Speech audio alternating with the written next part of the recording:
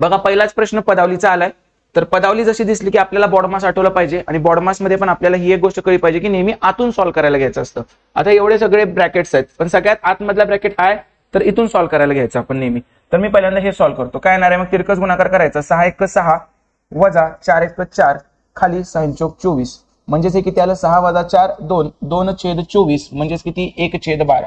याचं उत्तर आलं 1/12 पण याच्या मागं वजा चिन्ह आहे बरोबर म्हणजे वजा 1/12. मग हे पण सॉल्व्ह करून घ्यायचं. 2 दुनी 4 आणि 1 5 5/2 वजा 1/12 बरोबर.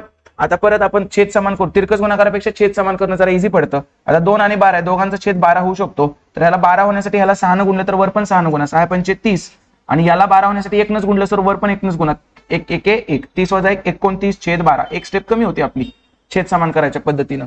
मग 29/12 च्या मागं काय आहे 1/2 न गुणलंय त्याला. मग 1/2 न जर गुणलं तर 1/2 गुणिले 29/12 म्हणजेच किती येत आहे 29/12 24. इथपर्यंत त्याचं उत्तर काय आलं आपलं 29/24. त्याच्या मागं वजा साइन आहे आणि वजाच्या इकडे काय परत एक पूर्णांक युक्त अपूर्णांक आहे. परत ह्याला फ्रॅक्शन करू 4 × 4 आणि 1 5/4 याला फ्रॅक्शन केला. आता परत छेद समान करायचं. इथं 4 आहे इथं 24 आहे दोघांचा छेद आपण 24 करू शकतो. 24 याला 6 न गुणलं तर ह्याला पण 6 न गुणा 6 पंचे 30 24 याला 1 नच गुणलं म्हणजे वरच्याला पण 1 नाही 29 29 सो 30 वजा 29 1 1/24 इथपर्यंत त्याचं आपलं उत्तर आलं. त्याच्या मागे भागिले आणि या भागिलेच्या आधी पूर्णांक युक्त अपूर्णांक आहे. मग ह्याला पण थोडं नीट करू 4 × 12 आणि 13/4 13/4 आणि भागिलेचं गुणिले होणार आणि जे पुढचं 1/24 होतं ते काय होणार आता 24/1 होणार.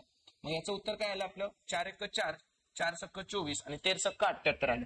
म्हणजे इथपासून ते इथपर्यंत त्याचं उत्तर आपलं काय आलं 78. आणि हे जे मी एवढं केलंय ना याला जगातल्या कुठल्या माणसाकडे शॉर्टकट नाही.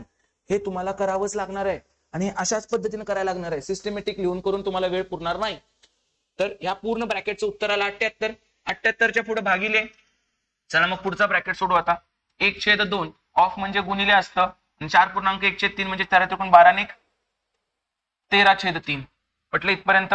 मग ह्याचं उत्तर किती आलं 13 × 1 13 आणि 3 2 6 म्हणजे 78 भागिले 13/6. मग 78 भागिले 13/6 असं जर असेल तर आपण काय करतो परत 78 गुणिले भागाकाराचा गुणाकार करतो आणि पुढचा उलटा करतो 6/13. मग काय येणार 13 × 13 13 × 78 6 आहे 36. काय आन्सर 36 ऑप्शन नंबर 4. कळलं सगळ्यांना व्यवस्थित. याला दुसरं तुम्ही काहीही करू शकत नाही.